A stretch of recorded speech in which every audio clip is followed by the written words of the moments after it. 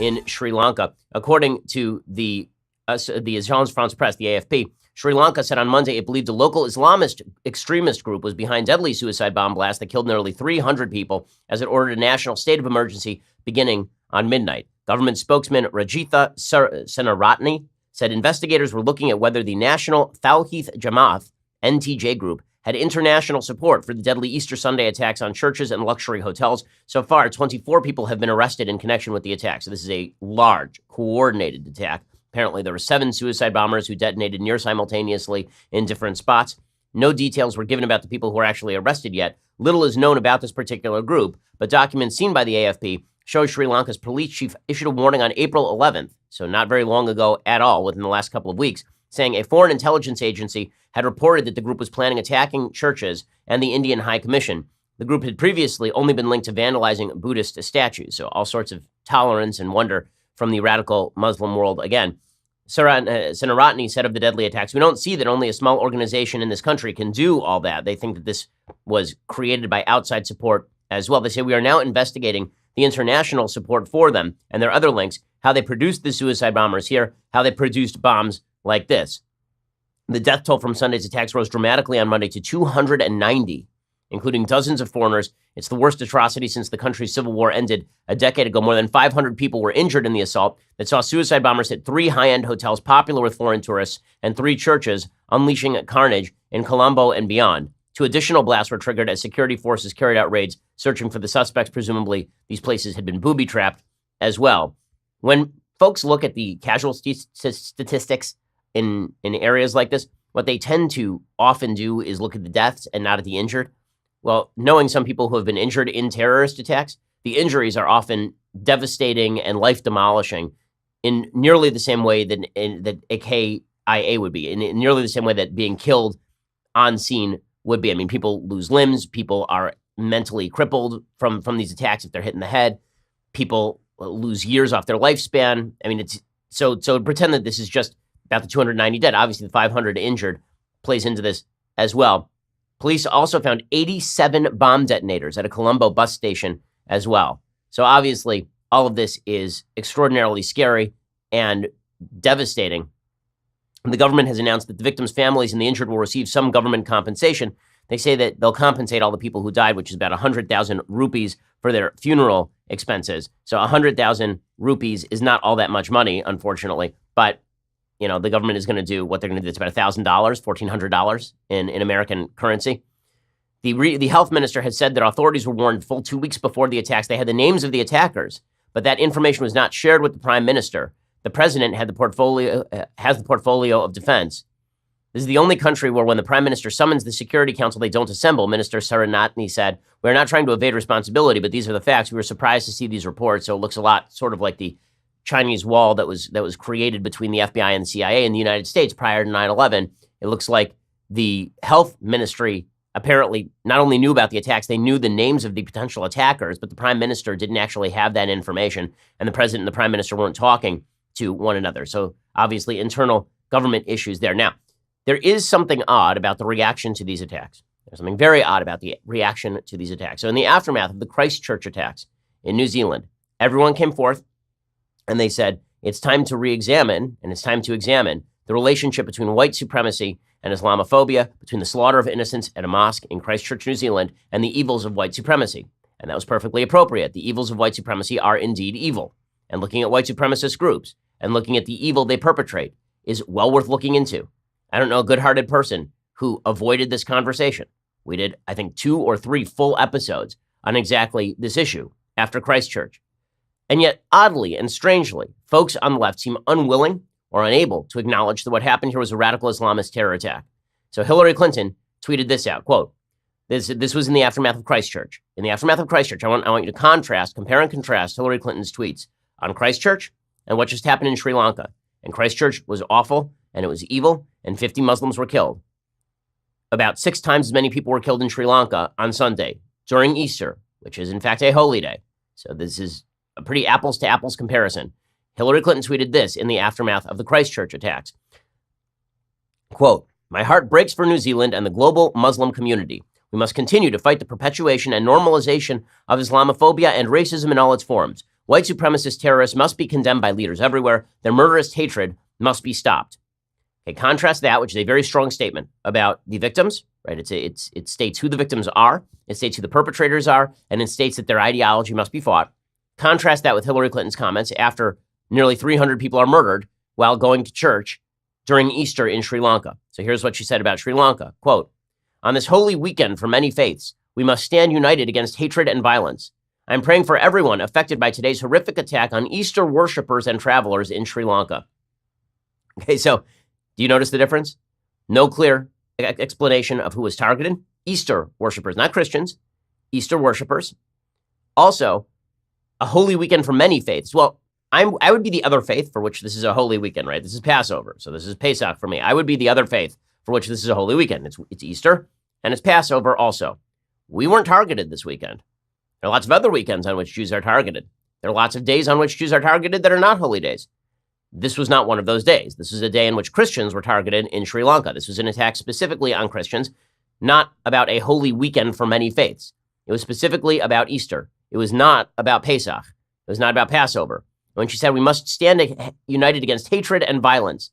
So now it's just broad-scale hatred and violence. It's so funny. When Ilhan Omar says something anti-Semitic, then the Democrats condemn racism fully across the spectrum.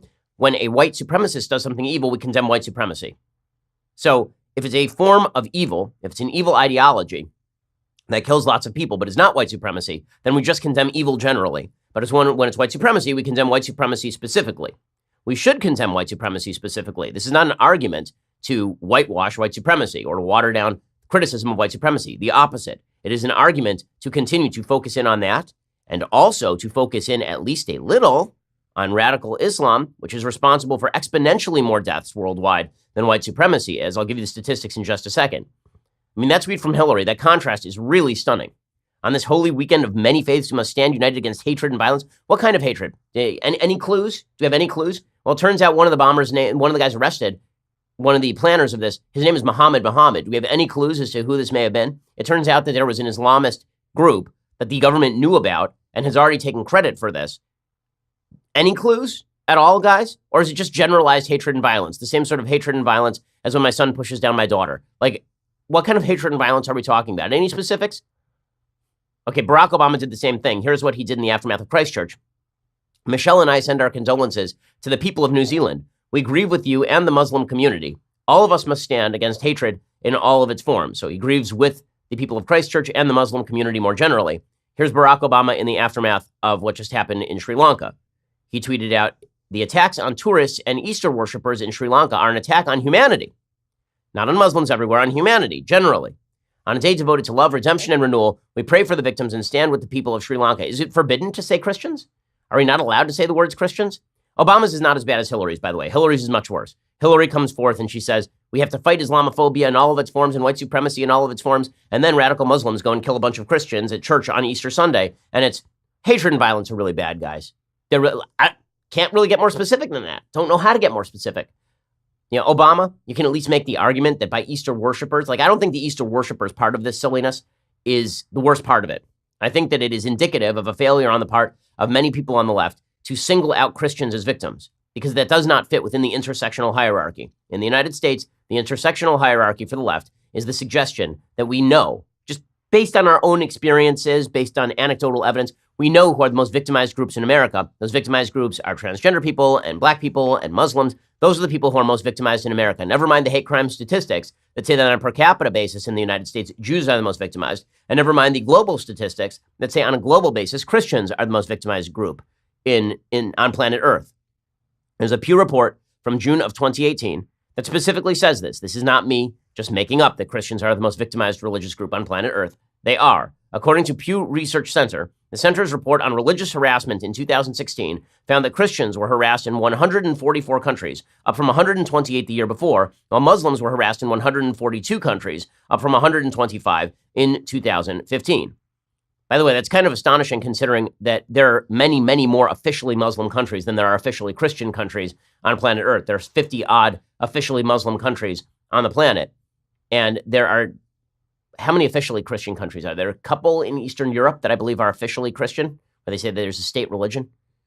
In any case, the report says Christians and Muslims have typically been harassed in the largest numbers of countries around the world. Those two groups are the largest religious groups in the world. They have substantial populations in more countries than other smaller and less geographically dispersed religious groups. I'll get to more information on this in just 1 second. First, let's talk about how you send your packages every day. Well, no one really has time to go to the post office. In fact, this reminds me that I have an unpaid parking ticket from the last time I went to the post office, which I'll have to handle after the show. You're too busy to go to the post office. You don't have time for the traffic. You don't have money for the parking tickets. Instead, you need stamps.com, one of the most popular time-saving tools for small businesses. Stamps.com eliminates trips to the post office and saves you money with discounts you can't get even at the post office. Stamps.com brings all the amazing services of the U.S. Post Office directly to your computer. Whether you're a small office sending invoices, an online seller shipping out products, or even a warehouse sending thousands of packages a day, Stamps.com can handle it all with ease. Simply use your computer to print official U.S. postage 24/7 for any letter, any package, any class of mail, anywhere you want to send it.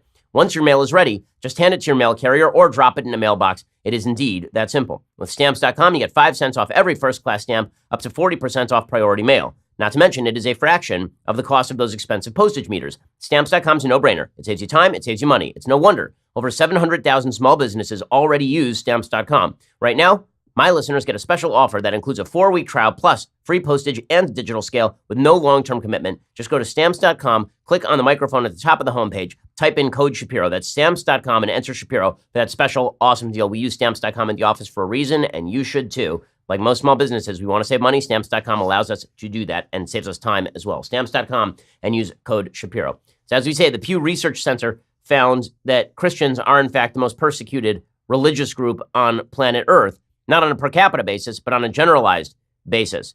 It is also true that while we have spent enormous attention focusing on white supremacy here in the West, and again, I think every iota of that is deserved, if you are going to compare the deaths and the carnage attributable to white supremacy to the deaths and carnage attributable to radical Islam, the numbers are not even remotely close. They're not remotely close. The only way that you can get to close to parity in any sense is if you look specifically and only within the West. If you look specifically and only within the West, then it looks like white supremacist terror attacks are somewhere near on par since 2003 with Islamist terrorist attacks in the West. Although Islamist terrorist attacks in the West have been responsible for vastly more deaths, there are a lot of white supremacist terror attacks that don't end in as many mass casualty incidents. So you have white supremacist terrorist attacks in places like the Pittsburgh Tree of Life Synagogue, where I believe 11 people were killed, or Christchurch, where 50 people were killed. Well, every year we have a couple of Islamic incidents where 50 people are killed at a Christmas market in Berlin. And this sort of stuff happens on a fairly regular basis. But if you look worldwide, and Sri Lanka is not in the West, Sri Lanka is not a European country. If you look worldwide, radical Islamic terrorism is a significantly greater threat than white supremacy. It is not close. It is not even remotely close. Okay, I'll give you an example. And it does demonstrate how the media coverage here is extraordinarily skewed and almost darkly funny because of how extraordinarily skewed it is. There's an article in U.S. News and World Report called Globally, Terrorism Deaths Are on the Decline. This is from December of 2018, so just a few months ago. And it talks about the 6th Global Terrorism Index, which was published by the Institute for Economics and Peace, an independent nonprofit think tank based in Australia. And it looked at the number of terrorist deaths across the world. It found that in 2017, there were 18,814 deaths globally, according to the study. That was a 27% drop, according to the study. Now, in just a second, I'm going to give you the actual breakdown in how many of those were white supremacist deaths. So as we say, the deaths attributable to terrorism in 2017, 18,814 globally, according to the Institute for Economics and Peace. Okay. How many of those were due to white supremacy? Okay, so listen to how the media covered this. This is in U.S. News and World Report. The threat of far-right political terrorism is a growing concern in North America and Western Europe, according to the findings, while the UK, Spain, Finland, Sweden, and Austria were the only countries to experience increases in deaths from terrorism in Western Europe. Both Canada and the United States experienced increases in total deaths in North America. Far-right groups and individuals caused 66 deaths and launched 127 attacks in the regions between 2013 and 2017. So they spend several full paragraphs discussing the threat of far-right political terrorism in the West. Again, that's fine. This report says that in 2017 alone, globally, there were nearly 19,000 deaths from terrorism. 19,000. Between 2013 and 2017, there were 66 deaths from white supremacist terrorism in the West. compared to 19,000 in 2017 alone globally. And yet the media will spend vastly more time talking about white supremacist terrorism than they will spend talking about radical Islamic terrorism. Why is that? It's not because of the numbers. It's because it reinforces a narrative. The narrative is that the true threat to the West and the true threat across the world really is white supremacist evil. And in the West particularly, if we're going to look at white supremacy is a threat. Again, this is me for the 90th time this show saying that we should take white supremacy seriously as a person who has full-time security thanks to threats from white supremacists, as a person who has security at their shul, basically thanks to threats from white supremacists. Let me suggest that we should focus on white supremacy, but the media's unwillingness to even say radical Islamic terrorism when an obvious radical Islamic terror attack occurs somewhere else in the world or at home on American soil is pretty astonishing and indicative of a worldview that is perverse. If you cannot label specific evil by the specific type when it happens because you are afraid of the consequences, you're part of enshrining that evil. If you're, the left says this all the time, if you can't label Christchurch a white supremacist terror attack, then you are lending cover to people who commit those sorts of terror attacks. I think on a philosophical level, there is some truth to this. If that is true, I think that on a philosophical level, if you refuse to acknowledge that the Orlando Pulse attack or the San Bernardino terrorist attack were radical Islamic terror attacks, if you say that what happened in Sri Lanka was due to generalized racism and violence, generalized hatred and violence, then you are providing cover to some pretty terrible people. You ought to be able to name evil for what it is. You ought to be able to label evil for what it is, so then we can determine how we ought to distribute our resources in fighting that evil. And we also ought to be able to suggest that two threats are present at the same time and not in equal numbers. This is why when people were criticizing Ilhan Omar for not taking terrorism seriously, they were correct. Ilhan Omar does not take terrorism seriously. Representative Omar had suggested in a column in 2017, which I think is worse than any other thing that she's written other than a letter in 2016, where she tried to have a judge let ISIS recruits off early because they were victims of what she called American marginalization. In 2017, she wrote a piece suggesting that America was founded in genocide and slavery, and in order to misdirect away from our foundations in genocide and slavery, we therefore focused on international terrorism. That provides cover for a radical ideology that does create violence. Why can't we walk and chew gum at the same time? It's one thing to say we don't pay enough attention to white supremacy. I would argue that is certainly not the case now. It is another to argue that we should ignore one type of terrorism in favor of another type of terrorism. And those tweets from Hillary Clinton are pretty damned telling. You should be able to label this stuff for what it is. And if you cannot, you should be able to explain why it is that you cannot label these things for what they are. Turns out there are lots of different types of victims and lots of different types of perpetrators, and those perpetrators commit crimes at wildly variant rates.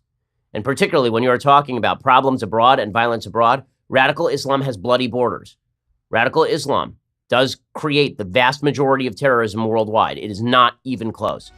It is simply not close.